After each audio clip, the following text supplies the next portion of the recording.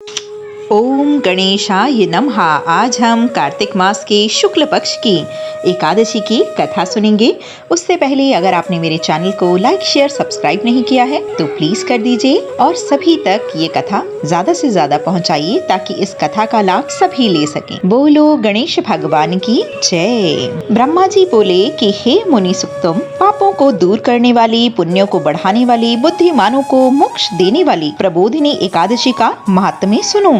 हे विप्रदेव, भागीरथी गंगा पृथ्वी पर तभी तक गरजती है जब तक पापों को नाश करने वाली कार्तिक में प्रबोधिनी एकादशी नहीं आती। 1000 अश्वमेघ और 16 सूर्य का फल मनुष्य को प्रबोधिनी के उपवास से मिलता है। नारद जी बोले, एक बार भोजन से, नक्त भोजन से और उपवास से क्या पुण्य होता है, सो मुझसे कहिए। ब्रह्मा जी बोले, एक बार भोजन से 1 जन्म का पाप, सायकाल भोजन करने से 2 जन्म के पापों और उपवास से 7 जन्म के पापों का नाश होता है। हे पुत्र, जो वस्तु त्रिलोकी में कठिनता से मिलती है, जो मिल नहीं सकती और जो दिखाई नहीं देती, ऐसी वस्तु को प्रबोधिनी देती है। सुमेरु और मंदराचल पर्वत के समान पापों को भी यह एकादशी भस्म कर देती है। हजारों पूर्व जन्मों के किए हुए दुष्कर्मों को जागरण करने से रुई के ढेर की तरह प्रबोधिनी जला देती है। जो स्वभाव से विधि पूर्वक प्रबोधिनी के उपवास को रखते हैं, उनको जैसा फल कहा है वैसा ही प्राप्त होता है। व्रत को बिगाड़ने वाला, नास्तिक, वेद निंदक, पर स्त्री गामी, मूर्ख, उपकार को ना मानने वाला, धोखा देने वाला, इन मनुष्यों के शरीर में धर्म नहीं रहता। जो ब्राह्मण सुहागन अथवा विधवा ब्राह्मणी से विषय करता है वह वंश सहित नष्ट हो जाता है। जो अधम ब्राह्मण पर स्त्री गमन करता है उसके संतान नहीं होती। जो गुरु और ब्राह्मणों को अहंकार दिखलाता है उसका पुण्य शीघ्र ही नष्ट हो जाता है और धन संतान नहीं होती। जो नीच मनुष्य साधुओं का अपमान करके प्रसन्न होते हैं और जो अपमान करने वालों को नहीं रोकते, वे अपने कुल का नाश, चुगलखोर और भ्रष्टाचारी, इनकी दान और हवन करने से भी गति नहीं होती। इसीलिए जिससे संसार में निंदा हो ऐसा कोई बुरा काम नहीं करना चाहिए। अच्छे कर्म करने चाहिए जिससे धर्म नष्ट ना हो। कोई अपने मन में ये सोचते हैं कि हम प्रबोधिनी का व्रत करेंगे तो ऐसा विचार करने से ही उनके 100 जन्मों के पाप नष्ट हो जाते हैं। जो कोई प्रबोधिनी की रात्रि को जागरण करता है वह बीते हुए वर्तमान और भविष्य के 10,000 कुल को विष्णु लोक में पहुंचा देता है। उसके पितृगण पूर्व जन्म के कर्मों से प्राप्त हुए नगर के दुखों से छूटकर विष्णु लोक में प्रसन्न और सुशोभित होकर निवास करते हैं। सब तीर्थों में स्नान करने और गो, स्वर्ण, पृथ्वी का दान करने से भी जो फल नहीं प्राप्त होता वो इस एकादशी के जागरण से प्राप्त होता है। जैसे मनुष्यों की मृत्यु निश्चित है वैसे ही धन का नाश भी निश्चित है। यह समझकर हे मुनि श्रेष्ठ, एकादशी का उपवास करना चाहिए। जो कोई विधि पूर्वक प्रबोधिनी का व्रत करता है उसके घर में त्रिलोकी के सब तीर्थ आ जाते हैं और वही ज्ञानी, योगी, तपस्वी तथा धनंजय होता है। उसी को भोग और मोक्ष मिलता है।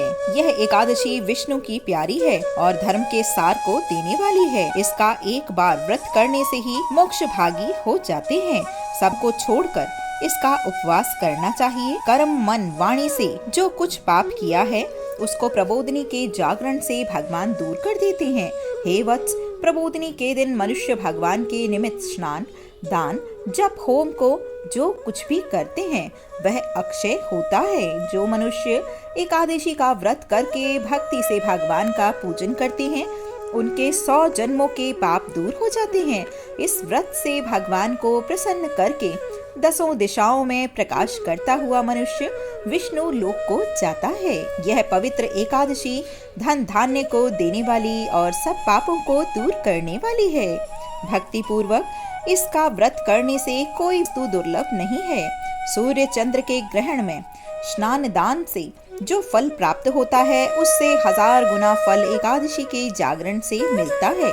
प्रबोधिनी के दिन स्नान, दान, जप, होम, स्वाध्याय, भगवान का पूजन, इसमें से जो कुछ किया जाए उसका करोड़ों गुना फल मिलता है। कार्तिक की एकादशी का व्रत न करने से जन्म भर का किया हुआ सब वृथा है। हे विप्रदेव, इसीलिए सब कामनाओं को पूर्ण करने वाला जनार्दन भगवान की यत्न से सेवा करनी चाहिए। जो विष्णु भक्त कार्तिक में पराये अन्न को स्वीकार नहीं करता, उसको चंद्रायण व्रत का फल प्राप्त होता है। कार्तिक में मधुसूदन जैसे शास्त्र की कथा वार्ता से प्रसन्न होते हैं, वैसे यज्ञ और हाथी आदि दान से नहीं होते।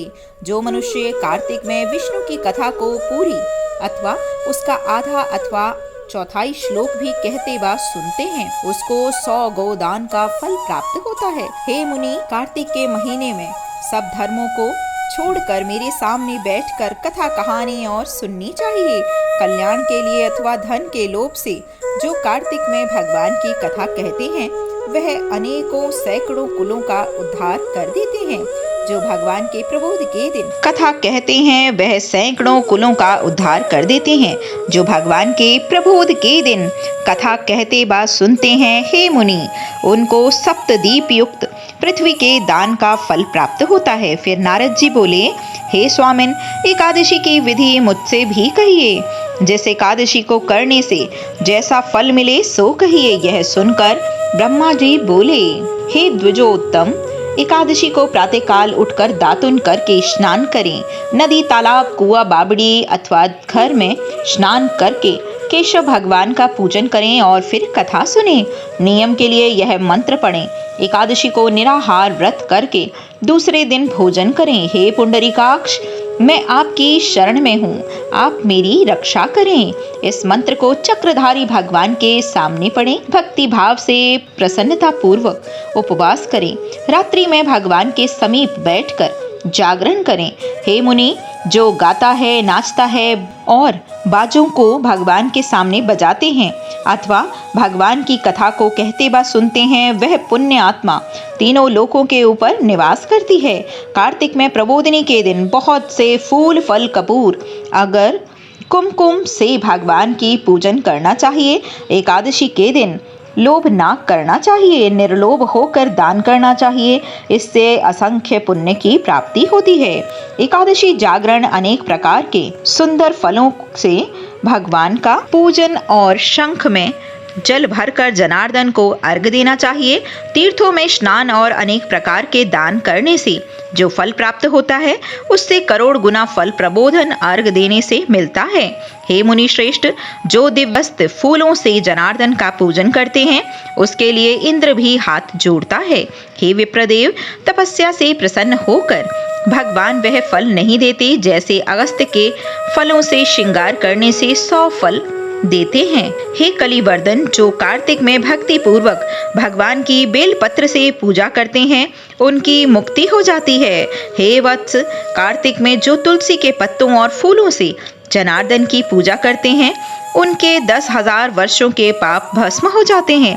तुलसी का दर्शन, स्पर्श, ध्यान, कीर्तन, नमस्कार, स्तुति करने से, पौधा लगाने से, सींचने से और नित्य पूजन करने से तुलसी शुभ फल देती है।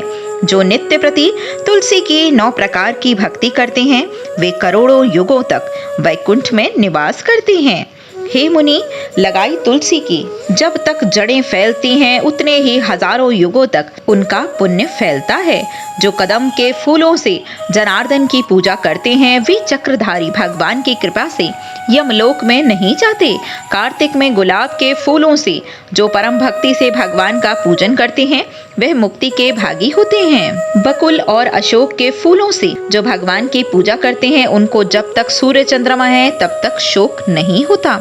जो सफेद या लाल कनेर के फूलों से जनार्दन की पूजा करते हैं, उनसे चारों युगों में केशव भगवान प्रसन्न रहते हैं।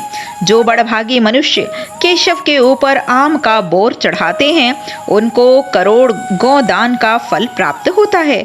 जो दूब के अंकुर से भगवान का पूजन करते हैं, उनको पूजा का 100 गुना फल प्राप्त होता है। हे नारद, जो छोकरे पत्तों से सुखदाई भगवान का पूजन करते हैं, वे भयंकर यमलोक के मार्ग को सरलता से पार कर जाते हैं।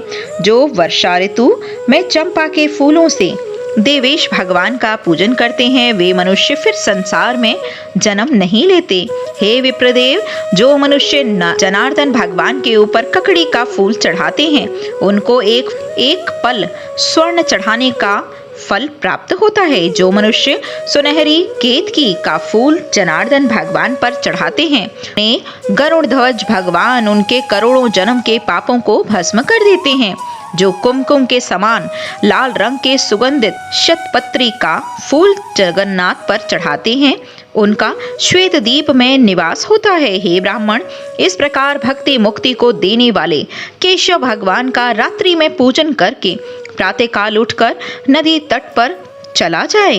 वहां स्नान जप और नित्य कर्म करके घर जाकर विधि पूर्वक केशव भगवान का पूजन करें।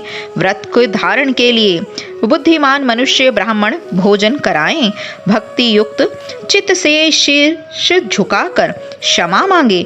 फिर भोजन वस्त्र से गुरु की पूजा करनी चाहिए और चक्रपाणि भगवान को प्रसन्न करने के लिए दक्षिणा और गोंद देनी चाहिए। जो वस्तु छोड़ी है उन नियमों को ब्राह्मण के सामने छोड़ना चाहिए और दक्षिणा देनी चाहिए।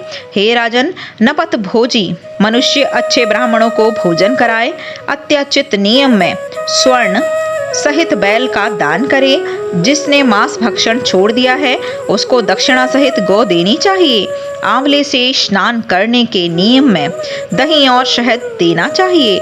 जो फल छोड़े हो तो फल का दान करना चाहिए। तेल छोड़ा हो तो घी देना चाहिए। घी छोड़ा हो तो दूध देना चाहिए। अन्न के छोड़ने के नियम में चावल देना चाहिए। हे राजन, भूमि पर सोने को गद्दा और चादर समेत शैया देनी चाहिए।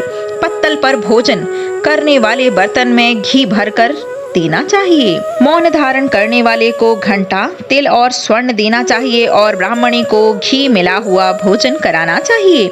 बाल धारण करने वाले को बट्टा, जूता, त्याग करने वाले को एक जोड़ी जूता दान करना चाहिए। मान छोड़ने वाले को बूरा देना चाहिए और विष्णु के मंदिर में अथवा देवस्थान में नित्य दीपक जोड़ना चाहिए। नियम की समाप्ति में तांबे या स्वर्ण की बैली घी भरकर जिसमें लाख बत्ती रखकर विष्णु भगवान के भक्त ब्राह्मण को देनी चाहिए। एक दिन छोड़कर उपवास करने में 8 कलश वस्त्र और सुवर्ण से सुशोभित करके देना चाहिए। जो ये सब ना बन सके तो ब्राह्मण का वचन ही सब सिद्धियों को देने वाला है। ब्राह्मणों को नमस्कार करके विदा करें, फिर आप भोजन करें। 4 महीने में जो छोड़ा है उसकी समाप्ति करें। हे राजेंद्र, जो बुद्धिमान इस प्रकार आचरण करते हैं उनको अनंत फल मिलता है। अंत में वैकुंठ को जाता है। जो मनुष्य चतुर्मास्य के नियम को निर्विघ्न समाप्त करता है वह कृत हो जाता है, फिर संसार में जन्म नहीं लेता अर्थात मुक्त हो जाता है। हे महिपाल, ऐसा व्रत करने से यह व्रत पूर्ण हो जाता है। यदि व्रत बिगड़ जाए तो मनुष्य अंधा व कोढ़ी भी हो जाता है। जो मुझसे पूछा था यह मैंने तुमसे कहा। इसके पढ़ने और सुनने से भी गोदान करने का फल प्राप्त होता है। इस दिन काचरे का सगार लिया जाता है। बोलो लक्ष्मी नारायण भगवान की जय।